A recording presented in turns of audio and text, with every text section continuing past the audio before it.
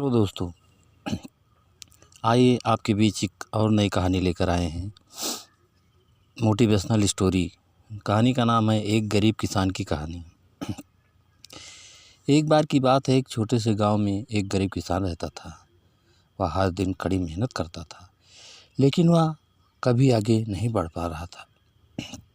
उसकी फसलें अक्सर कीटों व खराब मौसम के कारण नष्ट हो जाती थी और वह मुश्किल से अपने परिवार का भरण पोषण कर पाता था। एक दिन किसान अपने खेत में काम कर रहा था। तभी उसकी नज़र एक अजीब बुढ़िया पर पड़ी।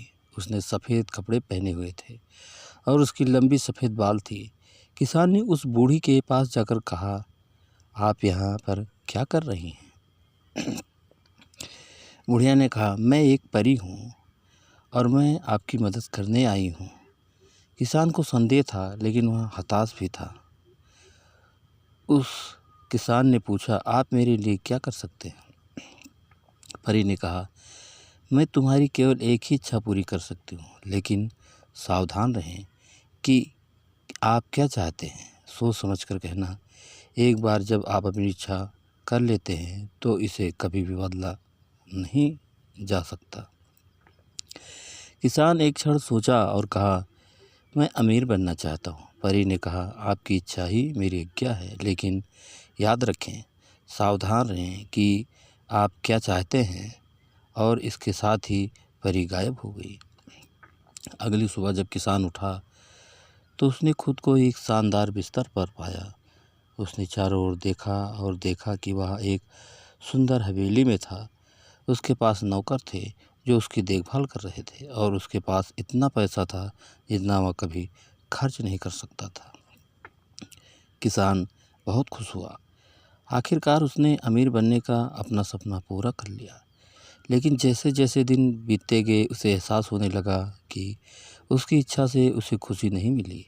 उसे लगातार अपनी संपत्ति खोने की चिंता सता रहती और वह हमेशा अपनी तुलना दूसरों लोगों से करता रहता जो उससे भी ज़्यादा अमीर थे।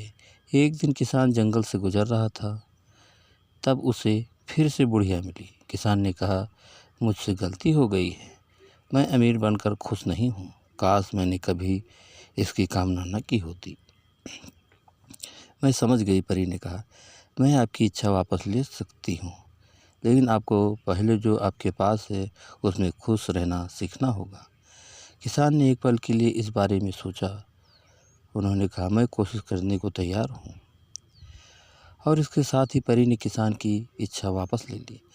किसान एक किसान के रूप में अपने साधारण जीवन में लौट आया, लेकिन इस बार वह वास्तव में खुश था। उसके पास जो कुछ था उसके लिए वह आभारी था और वह अब दूसरों से ईर्ष्या नहीं करना चाहता था। तो दोस्तों, इस कहानी से आपको क्या सीख मिली? आपके पास जो है उसमें ही संतुष्ट और खुश रहना सीखो। पैसे से खुशियाँ नहीं खरीदी जा सकती और अक्सर वे लोग ही सबसे ज़्यादा खुश होते हैं जिनके पास सबसे कम पैसा होता है। तो दोस्तों, ये कहानी कैसी लगी हमें कमेंट करके ज़रूर बताना।